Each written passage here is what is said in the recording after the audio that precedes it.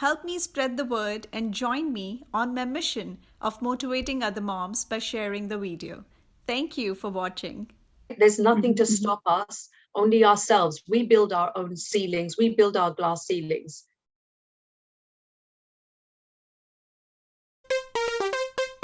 From the Garden State, New Jersey, from one mom to another, it's time for Mom's Talk.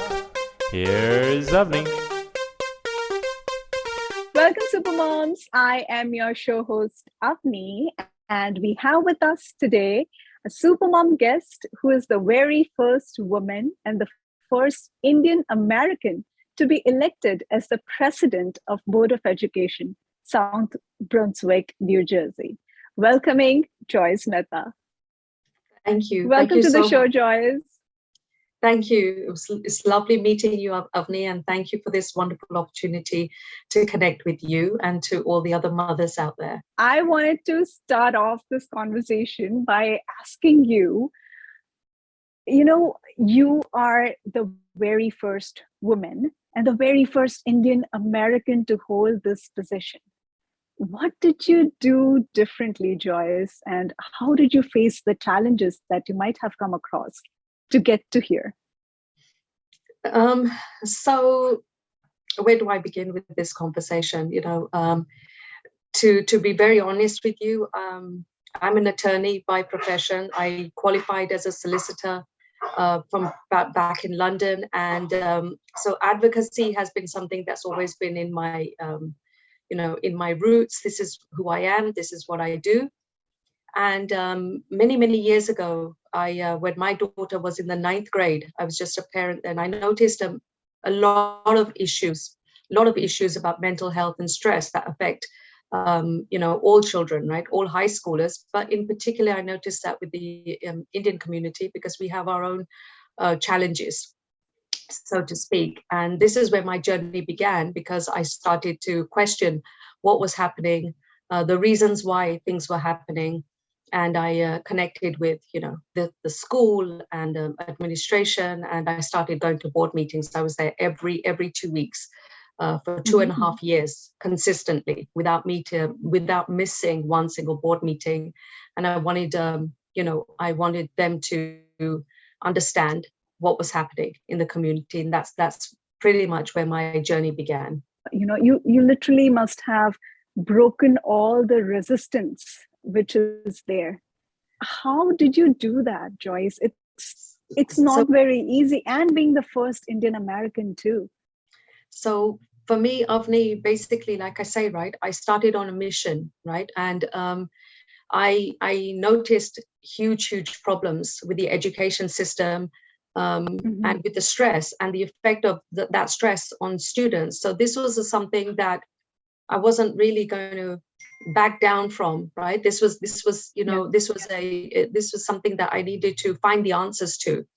And so through that journey, but when I was doing this, I was an ordinary parent. I just, I'd had my green card for many years, but I really, until then, I really had no inclination to apply for citizenship. It was the community that came to me and said to me that, I needed to run for this public position. And obviously to run, I had to become a citizen, and et cetera. So, this is something that, I now looking back on it, I say to all women out there, right?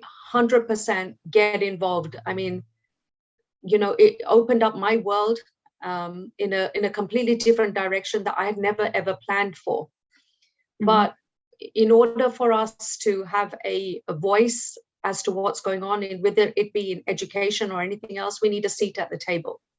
So the challenges are, to be very honest with you, ongoing challenges, because there are new things that, myself as a person, the kind of the kind of vision that I have may be different from previous board members or whatever have you. So that in itself is challenging in itself. But I say to everybody, no matter what the challenges that you have in front of you, right, if you really believe in and what you're doing and why you're doing it, you must persist, you must continue, you must fight on. right? You must show the community, right, exactly, who we are as a community, right, and show them True. the power of womanhood, and the power of our voice. So I continue to do whatever I set out to do, because of, I have 2 daughters, and we're as women, right, we're role models, right, to our children. We're role models to the community members, right? So we wear so many hats, and we need to show the community that they too can be empowered to do exactly this and a lot more, right? There's nothing to stop us, only ourselves. We build our own ceilings, we build our glass ceilings, right? True. So I just want to, I wanted to show my community what they were, really, really capable of. And we have some wonderful, wonderful people in our community who can do a lot more than I have just begun the process for them. Lovely, lovely. You clearly are an exceptional leader, Joyce. Do you get this thing? Like, is this like an inborn personality that you had, or is it something that as an outcome of your upbringing by your parents? How was it like? How was the environment back home like when you were growing up? So basically, my father's a lawyer by profession, right?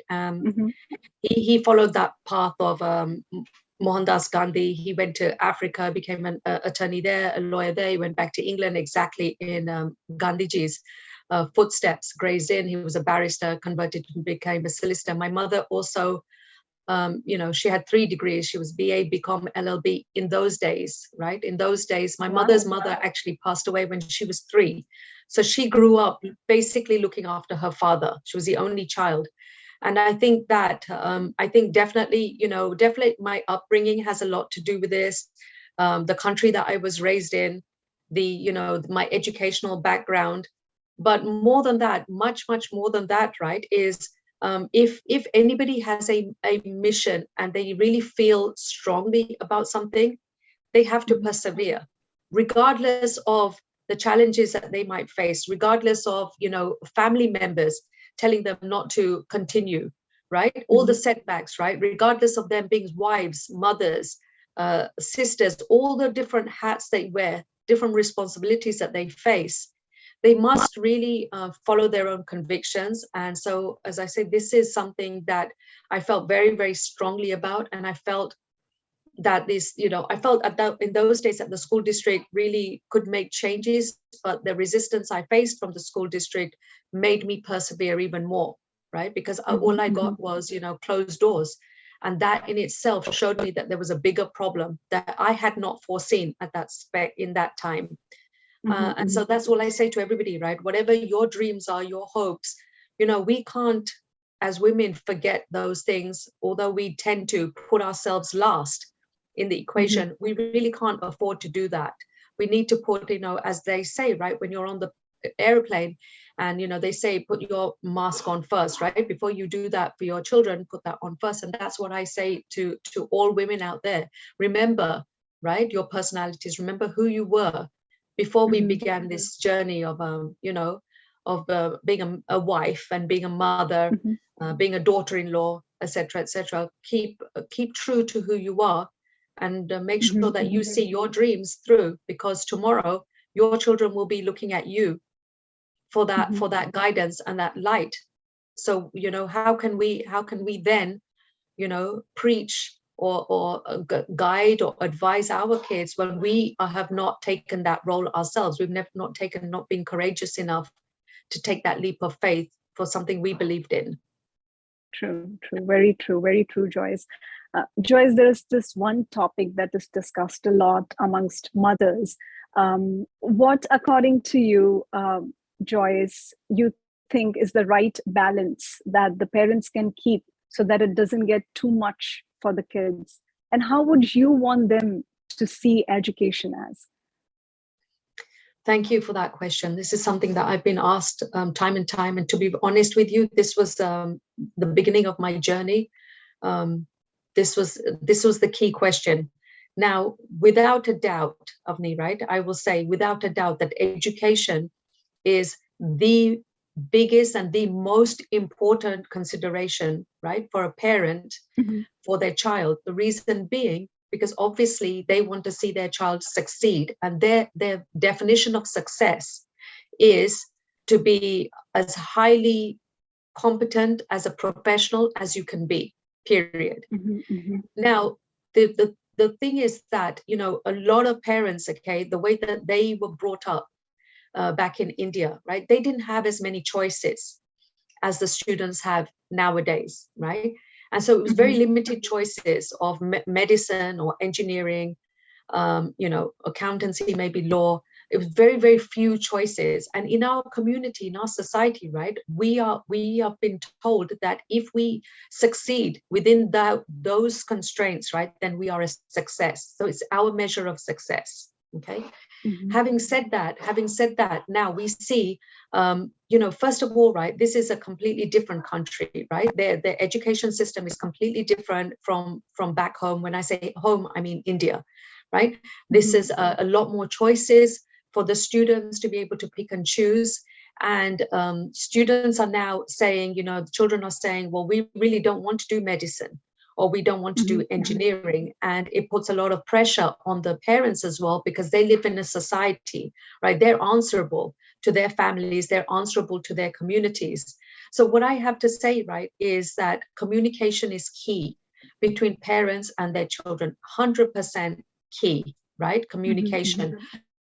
To find out, right, exactly, you know, what are the strengths and characteristics of your child, which will make them a success. Okay, so if they have a tendency to be, you know, good in the arts, right, they can be extremely successful within that field, because now, of course, the doors have opened, right? We're not only competing, right, with children in our own communities, we're competing internationally. And so, you know, now countries, even in India, China, what they've realized is to have an out of the box thinking and to have that independent thinking, that brings so much more to the table than just academic success. So that's my, you know, I say to parents, right, whatever it is, right, you know, between yourself and your child, never lose that communication, never lose that relationship. You don't want to be in that situation, right, where the children have lost faith in us, where they believe that we really don't know what we're talking about. In my own personal capacity, I mean, I can share with you that, you know, my husband from day one has wanted my children, both of them, to go into medicine, right? I can share that with you quite openly. And my children have had their own viewpoints, right? They you know, they weren't happy to take medicine as an option. And so my eldest child, she studied politics and economics at King's College London.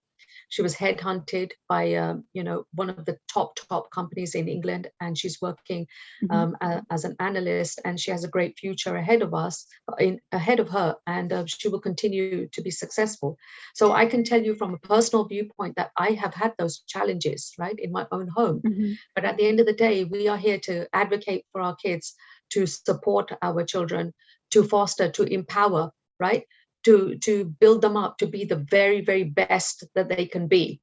Because the last thing that we want to do is to spend 7 years of, you know, time and money into a field that they're really, really not interested, and that they won't succeed at personally, on a personal level.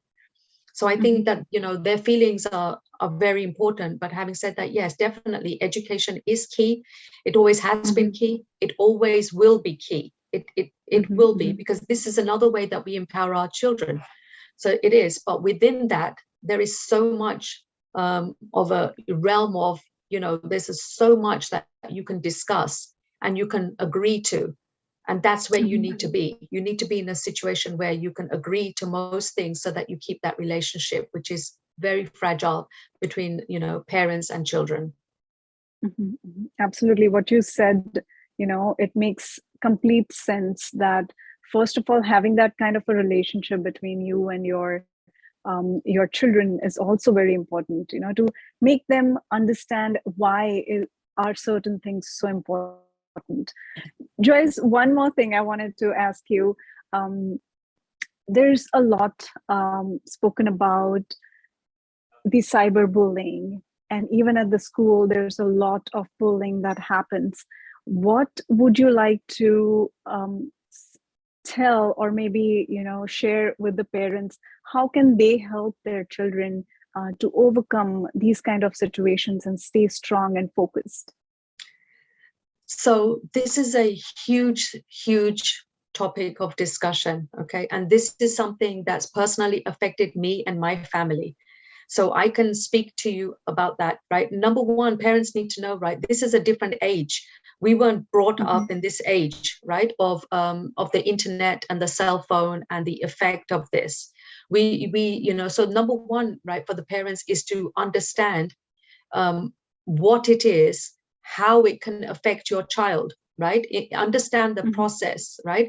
It's very, very easy for a parent from the outset to say no and to advise the students and advise their children that they should be strong. But to be very honest with you, it goes much, much deeper. It affects a child physically, mentally, psychologically, affects their grades, affects how they interact with other students, right? So this is something that I would really say, be fully informed. If there are any parent academies that are happening in your school districts that can inform parents about cyberbullying, and, get the information from there, speak to other parents, right? And your child should always have a trusted somebody in their family. There should be somebody that your child can speak to. If it's not the parents, that's fine. It could be an uncle, it could be an aunt, it could be an older sibling, right? But they need to have that trusted someone, because, as I say, right, the effects of this run deep. Sometimes it can actually be quite dangerous, the situation. So we need to know what is happening, and then once you do know and you do understand, what will you do next, right? What will you do next? And obviously, just as a parent, I'm speaking today, and as I say, to be an advocate, you need to inform the school as soon as possible. You need to inform the school. But this is something that has affected, our family. I've seen the negative effects of cyberbullying on my own child. I would not wish it upon anybody. I would ask every parent to take this situation very seriously, and to, keep having those discussions with the students, right? And have their discussions with the child. Is it, in that case, Joyce, is it kind of important for us to put restrictions on the usage of the cell phone, or maybe the kind of exposure? Is it okay for us to do that? And how much of it is okay? Because, we usually think of kids as spring, if we just press them too much, they're going to bounce back, and they're going to bounce back like crazy. So what would be the right way of dealing these kind of situations, to put restrictions, but how much to do, where to stop, where to start? Avani, that's an excellent question. Right? So it depends on so many circumstances, depends on the age of the child, depends on their situation, their circumstance, actually what is happening and how they're using social media or misusing social media, right? That's where the parent academies come in, because until then, I didn't even know that there were so many apps and there were so many ways of restricting, right?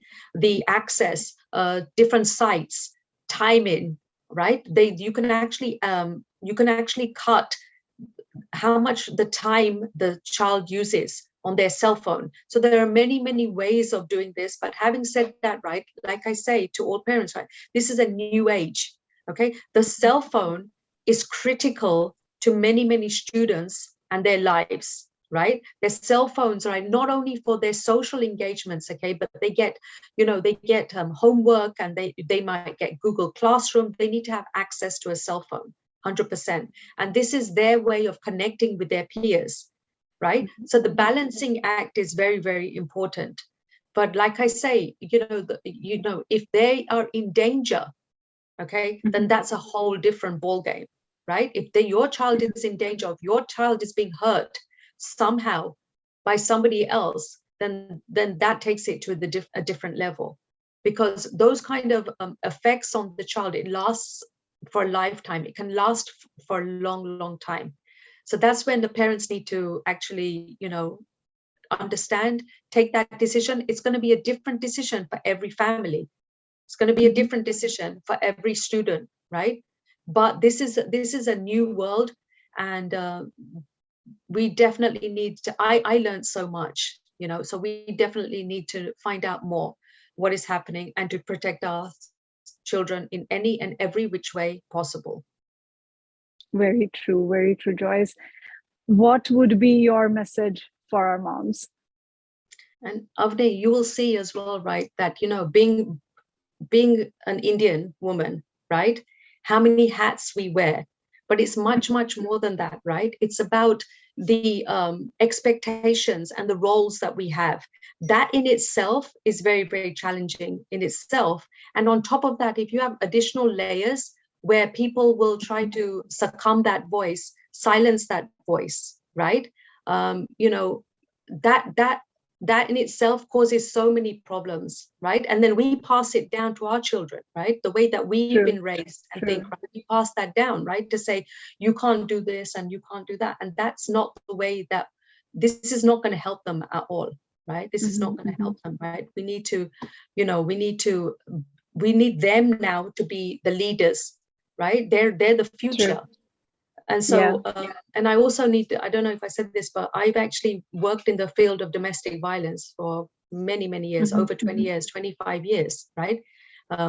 Particularly in the South Asian community. So what I'm saying is that the issues that I've seen, repeated issues, right, that continue for generations and generations, right, regardless of education, regardless of financial background, regardless of any of these things, right, how that is being perpetuated, right, through the generations. That's a whole other thing. And so, I think as women, as Indian women, we have so many different challenges in front of us, right, that, we might not even realize. And that's what we need to break. We need to break that barrier. We'll always have, it can be well-intentioned people in our families, very well-intentioned, but that's the way that they were raised. So you will always have that, that attempt to rein you back, pull you back, keep you quiet, keep you sweet, keep you smiling, right? Because that was our role, that was their role. And that's something that we need to look at as a community and say, hey, what are we going to do different now for the next generation? How are we going to do things differently? True.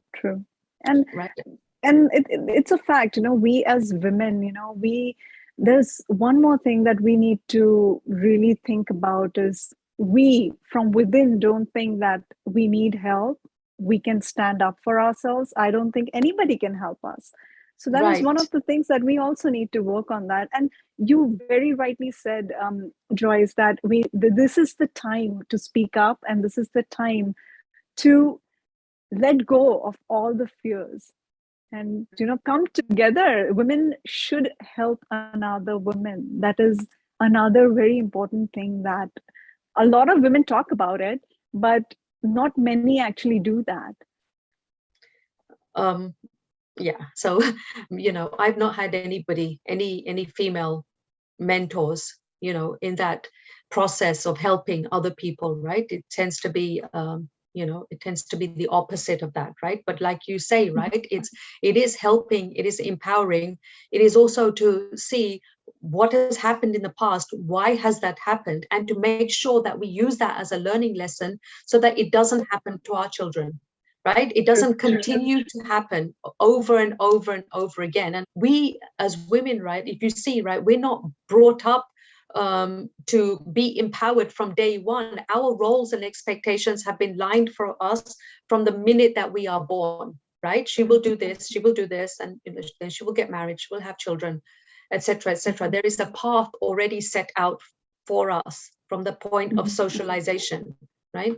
So it's about choices, and it's about discussions so that everybody knows what their choices are, right? In those days, right, my mother's mother died when my mother was 3. And even in my case, my mother died when I was very young, right? But within that, right, she managed to, do the several degrees, and to take care of her father, and to, whatever she did, right? She was married, she came to a different country, she was working, full-time mother, raising us. So even in that generation, right, we have to look at the positives, right? And we have to look at those women who actually broke through those barriers. What did they do? How did they do it? True. So that we ourselves can continue to do that in this day and age, and so that our children can do that, right? Especially if they're, we have daughters. We don't want them to have the same mindset that our parents had for us. Their choices now. They have many, many choices. And, I think that we need to have less judgment and more understanding. Obviously, advising, that's who we are. We are Indian parents. We will definitely advise them, definitely guide them, definitely be more involved than, many people, right? We will be absolutely involved. That's who we are as a community, and there's nothing wrong with that. But it's, the level of involvement that we need to look at it again, the level of pressure. What does that do to a child? And like I said, this is where my journey began, because the kind of pressures that were on the students from 9th grade, they were on all sorts of, medications and therapies and everything from 9th grade, right? So then I started looking at the stress on students. That's where my journey began. But this is definitely, we can break our own glass ceiling, right? We create our own walls, right? Create our walls. Some of the walls have been created for us by society and by our families, but it's up to us now to decide which of those barriers we choose to break and which ones we choose to live with. Thank you so much, Joyce, for sharing your journey with us. Thank you so much for your time. Take care. Thank you so much for this opportunity. Thank you to all the moms out there for listening. Thank you. Take care. Thank you.